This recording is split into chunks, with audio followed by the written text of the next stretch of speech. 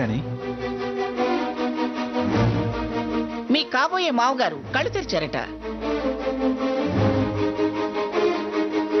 నన్ను చూడాలంటున్నారట. వెళ్ళొద్దాం పద నాన్న. వీళ్ళకి వేటి విలువ ఎవ్వరి విలువ తెలీదు.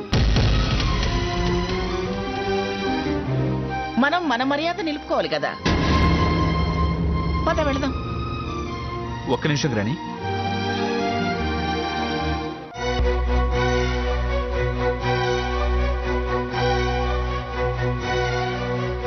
సీత, మేము వస్తాంలే, నువ్వు వెళ్ళు. థ్యాంక్స్ అమ్మమ్మ గారు, వస్తాను.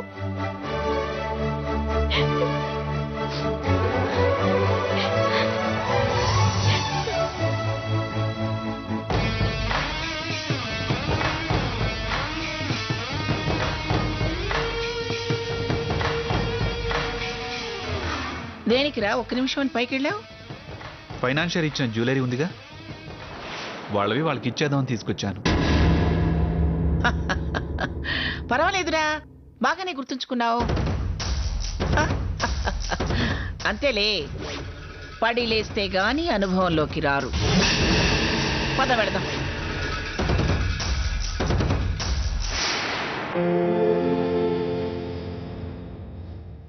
మేడం, ఈ మెడిసిన్స్ తీసుకురండి. అలాగే, వస్తానమ్మా.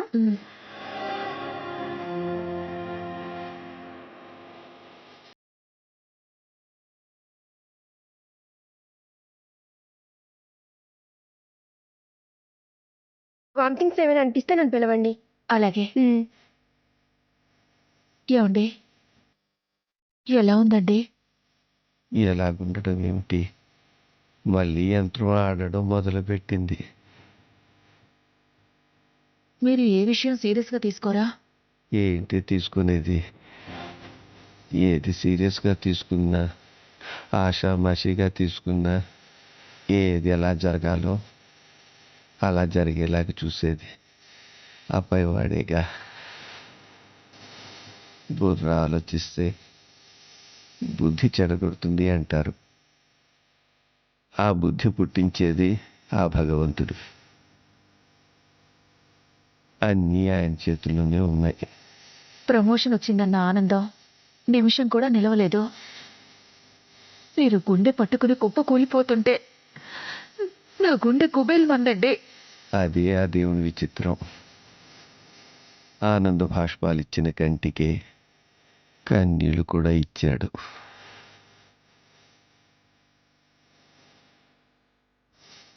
అమ్మా, పిన్ని గారు వస్తానన్నారా అమ్మా? వస్తానండి. వెంటమ్మా, ఆల్రెడీ వచ్చేసారు. నాన్న, నమస్కారం పిన్ని గారు. ఏం రామచంద్రయ్య, ఎలా ఉంది?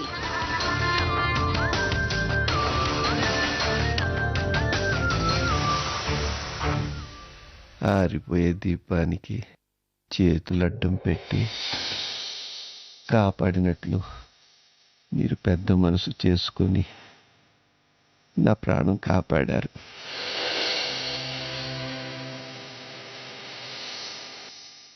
చేతులెత్తి నమస్కరించాలనుంది, కానీ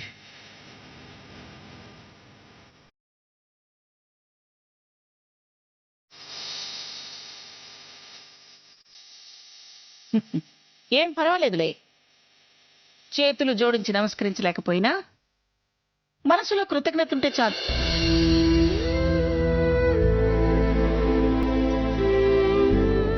గౌరవించి వినయంగా తలొంచి నమస్కరించినట్టే.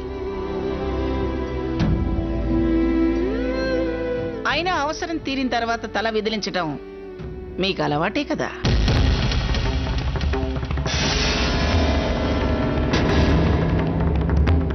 ఈ గౌరవం ఎంతకాలంలే, మంచం దిగేదాకా. అప్పటి వరకు మర్యాదిస్తావు. కాస్త కాలు చేయి కూడగట్టుకున్న తర్వాత యుద్ధానికి వస్తావు.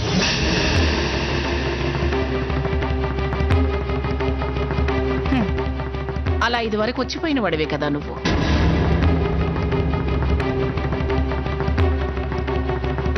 మీరంతా ఒకళ్ళ తర్వాత ఒకళ్ళు వంతులు కట్టుకుని అలా ప్రవర్తించటం మీకు మామూలే కదా.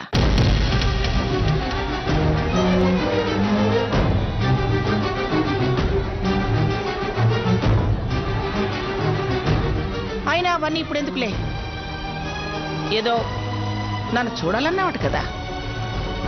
కొత్తగా ప్రాణం పోసుకున్నవాడివి, నీ మనసు చిన్నపుచ్చడం ఎందుకని వచ్చాను. అలా అంటారేంటమ్మా? మా వాళ్ళు ఏదైనా తప్పుగా మాట్లాడారా?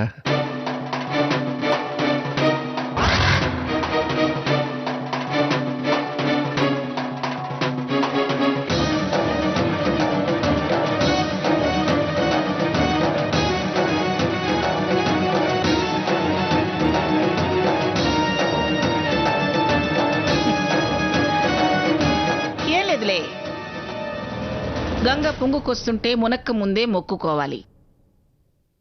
మునిగాక నోరు తెరిస్తే ప్రయోజనం ఏముంది?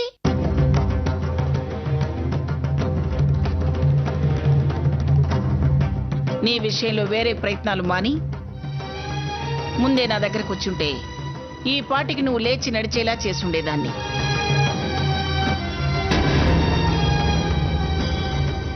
ఏ అమ్మా సీత, ఆ అమ్మమ్మగారికి చెప్పలేదా?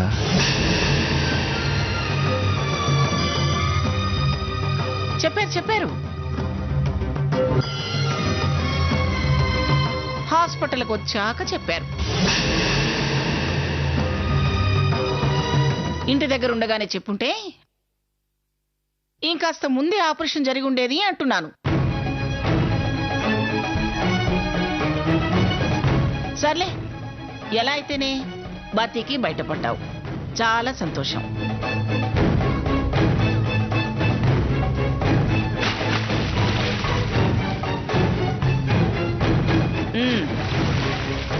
మీ కాబోయే అల్లుడు పెట్టబోయే కొత్త ప్రాజెక్టుకి పనులు మొదలయ్యాయి. ఆ మంత్రి గారు కాస్త ప్రోగ్రాం ముందుకు మార్చారు. చాలా పనులుంటాయి కదా. నువ్వు బలమైనవి తిని తొందరగా కోలుకో. కాస్త సాయంగా ఉందో గాని. మీ ఆశీర్వాదం ఉంటే కోలుకోవడం ఎంత పని, లేచి తిరగడానికి ఎన్ని రోజులు? సాకేత్, వెళదామా? అలాగే గ్రాని. సాకేత్,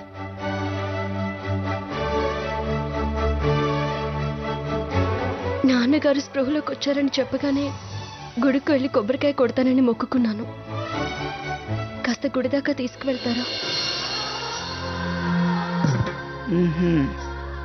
గుడికి తీసుకెళ్లి వీడి చెవులో ఏం ఊదాలనుకుంటుందో.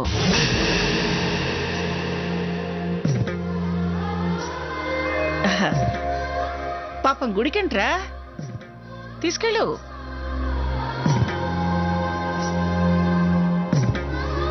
దేవుడికి చక్కగా నమస్కారం పెట్టుకుని నువ్వు మాట్లాడాల్సిన ఏదైనా ఉంటే మాట్లాడు. మాట మనసులో ఉన్నా సొమ్ము జేబులో ఉన్నా ఏం తోచినట్టుండదు. వెళ్ళు వెళ్ళు కన్నా. నిన్న ఇంటి దగ్గర డ్రాప్ చేసి వెళ్తాంలే గ్రాని. ఎందుకురా? కార్లు కొదవా, డ్రైవర్లు కొదవా? నేను వెళ్తాలే. పదండి అమ్మమ్మగారు, మిమ్మల్ని దించేసే వెళ్తాం. నేను మిమ్మల్ని వెళ్ళమంటుంటే రండి పదండి అంటావేమిటి? మంగమ్మ మాట తప్పదు. మాట వినకపోతే సహించదు. వెళ్ళిరా. నేనేం అనలే, వెళ్ళు. కన్నా, తీసుకెళ్ళరా. అలాగే గ్రాని. బాయ్ గ్రాని.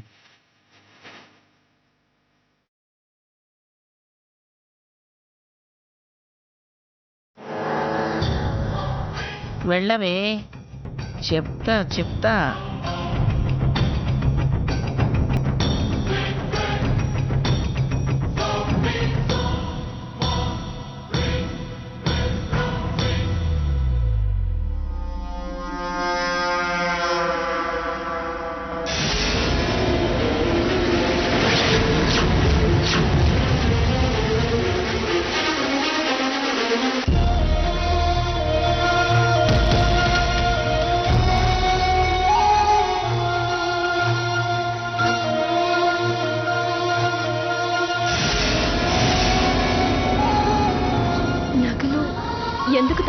కొట్టావా అని అడుగుతాడా? ఎందుకింత సీరియస్గా ఉన్నాడు? నేను చేసిన పని తప్పుగా అనిపించుంటుందా? హట్ అయి ఉంటాడా?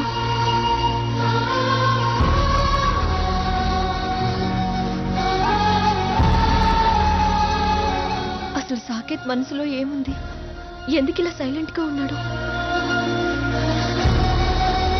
నేను నగలు తాకట్టు పెట్టిన విషయం సాకేత్కి ఇలా తెలిసింది. ఈ నగలు ఈయన దగ్గరికి ఎలా వచ్చాయి?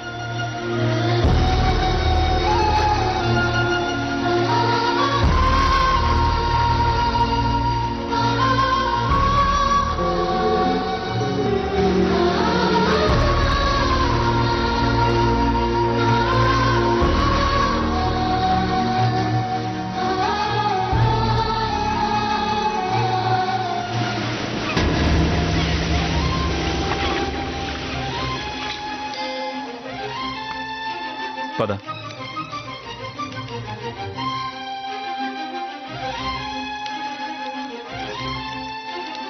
ఒక కొబ్బరికాయ ఇవ్వండి. అలాగే అమ్మా.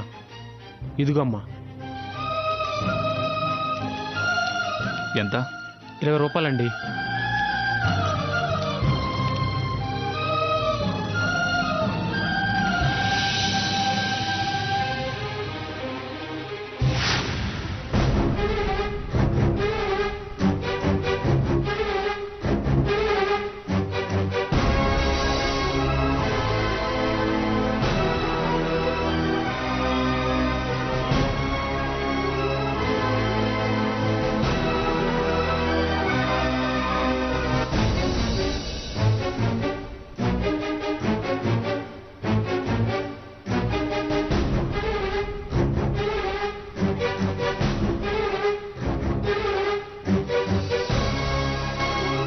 మీ నగలు ఇవిగో. మీ నగలు సీత. మీ కష్టాలు కన్నీళ్లు అర్థం చేసుకుని గ్రాని మీకిమ్మంది.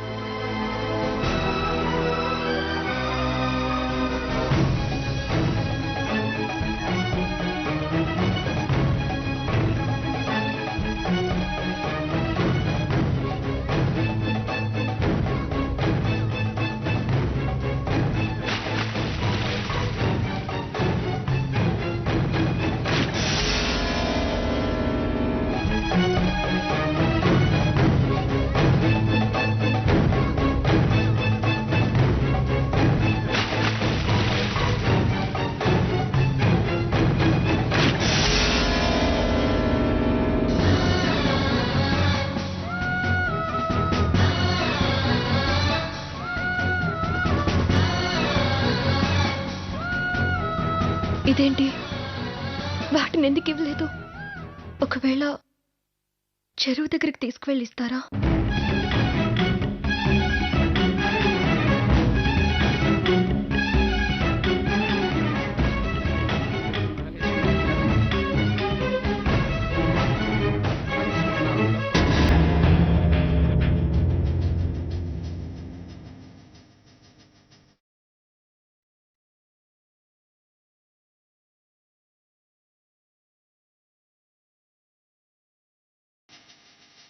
బాబు ధర్మం చేయండి బాబు. అమ్మా మీకు పుణ్యం ఉంటుందమ్మా, కొంచెం ధర్మం చేయండి అమ్మా. 4 రోజుల నుంచి తిండి లేదమ్మా, కొంచెం ధర్మం చేయండి అమ్మా. అమ్మా కొంచెం ధర్మం చేయండి అమ్మా, ఆకలిగా ఉందమ్మా. అయ్యా ధర్మం బాబు. అమ్మా ధర్మం అమ్మా. బాబు ధర్మం బాబు. బాబు ధర్మం చేయండి బాబు, మీకు పుణ్యం ఉంటుంది బాబు. ఆకలేస్తుంది బాబు. బాబు మీకు పుణ్యం ఉంటుంది, కొంచెం ధర్మం చేయండి అమ్మా. బాబు కనికరించి బాబు.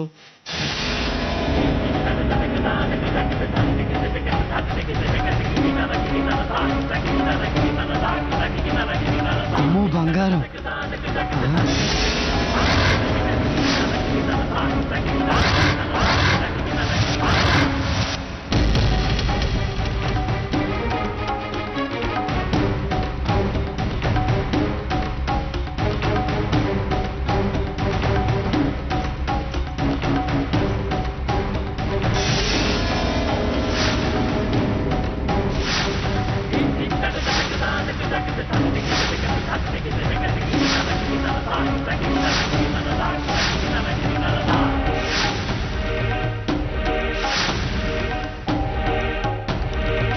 ధర్మప్రభువులు చల్లగా ఉండయ్యా.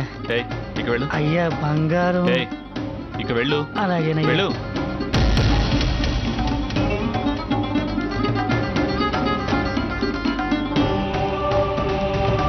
సాకేత్ ఆగు.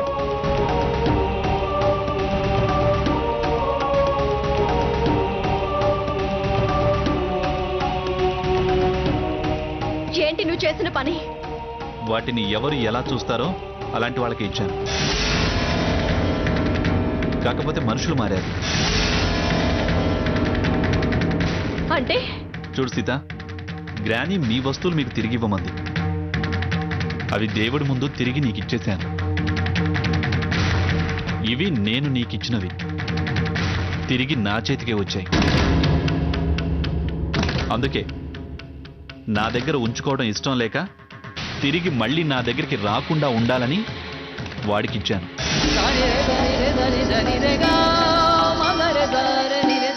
చాలా తెలివిగా మాట్లాడుతున్నాను అనుకుంటున్నారు కదా? ఏ, నేను తెలివితేటలు లేనివాడిని అభిప్రాయం నీకేమన్నా ఉందా?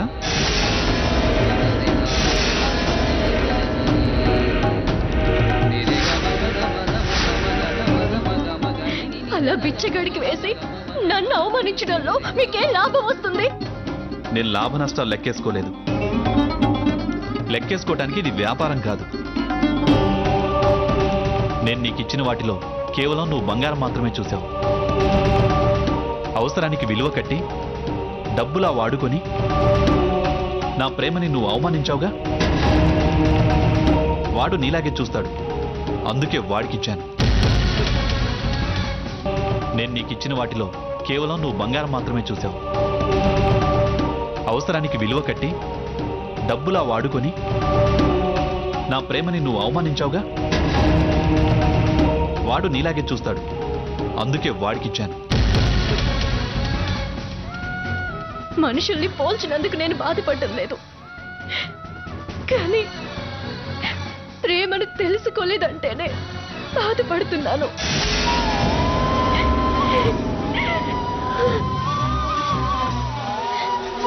వాటిని నా ప్రాణం కన్నా ఎక్కువగా చూసుకున్నాను కాబట్టే ప్రాణాపాయ స్థితిలో ఉన్న నా కన్న తండ్రి ప్రాణాలు రక్షించుకోవడానికే వాటి రూపంలో మీరు ఆదుకుంటున్నారు అనుకున్నానే కానీ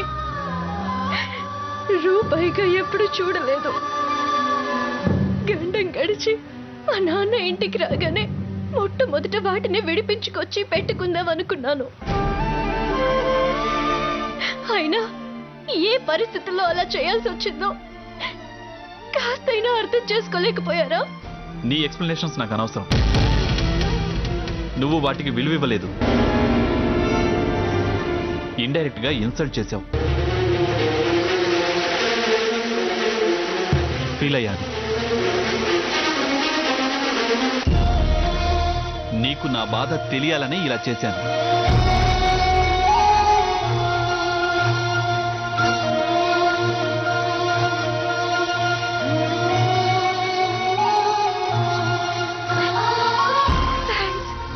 చాలా బాగా చేశారు. మీరు నన్ను ఎంత బాగా అర్థం చేసుకున్నారో బాగా తెలిసొచ్చింది. తండ్రిని బ్రతికించుకోవడానికి నేను చేసిన ప్రయత్నం మిమ్మల్ని ఇన్సల్ట్ చేసినట్టు అనిపించింది కదూ. అందుకని ఇలా దేవుడి దగ్గరికి తీసుకొచ్చి డైరెక్ట్ గా నన్ను ఇన్సల్ట్ చేస్తారా? మీరిచ్చే వస్తువుల విలువలు మాత్రమే చూస్తారు, మనుషుల్ని వాళ్ళ మనసుల విలువల్ని చూడరా? మీలా నేను ఆలోచించకుండా చాలా సార్లు క్షమాపణలు చెప్పకుండా ఉండుంటే మన మధ్య దూరం పెరిగేది కానీ దగ్గర అయ్యేది కాదు. మీరు మీ గ్రహాన్ని నన్నే కాదు మా కుటుంబంలో అందరినీ, చివరికి అన్యం పుణ్యం తెలియని పసివాడితో సహా అందరినీ ఎన్నో సందర్భాల్లో డైరెక్ట్ గానే ఇన్సల్ట్ చేశారు.